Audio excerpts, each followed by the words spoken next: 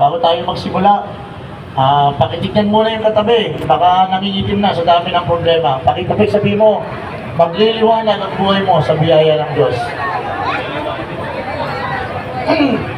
Sabi ng ating Panginoon sa 1:8-12, ako ang ilaw ng sanlibutan, ang sumusunod sa akin ay magkakaroon ng ilaw na nagbibigay buhay.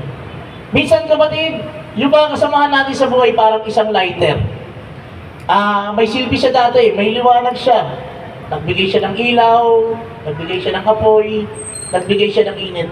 Kaya lang siguro sa dami ng problema niya, baka may sakit to, may problema sa pera, o may pinagdadaanan na wala ang liwanag na to. Pero dahil ikaw ay may liwanag, ang gagawin mo lang pala, mag-share ka lang ng liwanag at muling magkakaliwanag ang lighter na ito. Sa araw na ito, kapatid, prepare tayo ng Panginoon. We are the light of the world. Maging liwanag tayo ng ating Panginoon. At lagi natin tatandaan ng tatlong bagay. Una-una, remember our promise. Yung pangako natin bilang isang nanay, isang tatay, bilang isang pulis, na na magiging asin at liwanag ng sanlibutan. Kapatid, sa mga panahon na napapagod ka na, tandaan mo, liwanag at asin ka. Pangalawa, remember our prayer. Ang Diyos natin ay laging nakikinig. Daririyan niya at lagi siyang tumutugon. Maaaring ang tugon niya is no. Dahil hindi ito makakabut sa'yo, hindi para sa yan. Or maaaring ang sagot niya is yes. Dahil alam niya, magiging pagpapala ka para sa ibang tao. O baka ang tugon niya is wait. Hintay ka lang, paparating na. Napigin mo ang katabi, sabihin mo, paparating na ang panalangin mo. And what is the last? Remember God's love. Kapatid, pag itong pinangawakan natin, everything is possible. Lahat ay mapagtatagumpayan natin.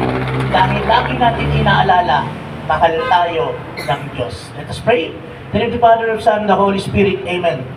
Lord, patid mo ang aming mga puso, ang aming isipan. Marami sa amin napagod na. Gusto nang umayaw at gusto nang sumubok. Salamat Lord sa pagpapaalala mo na may pananagutan pala kami, na may responsibilidad pala kami bilang isang nanay, isang tatay, isang pulis, o isang mamamayan na dapat magbigay ng liwanag at asin sa libutan. Panginoon, ano man po yung panalangin ng aking kapatid sa araw na to bago siya tumungo rito, financially, emotionally, or mentally, or ano man po na makakabuti para sa kanya, ipagkaloob po ito, Panginoon. Salamat, Panginoon, sa pag-ibig mo. Nawa ang pag-ibig na ito ay maibahagi namin sa aming kapwa. Sinusuko namin ang lahat ng ito na may pagpupurit pasalamat sa matamis na pangalan ni Jesus, aming Panginoon. Amen. The Father, Son, of the Holy Spirit. Amen.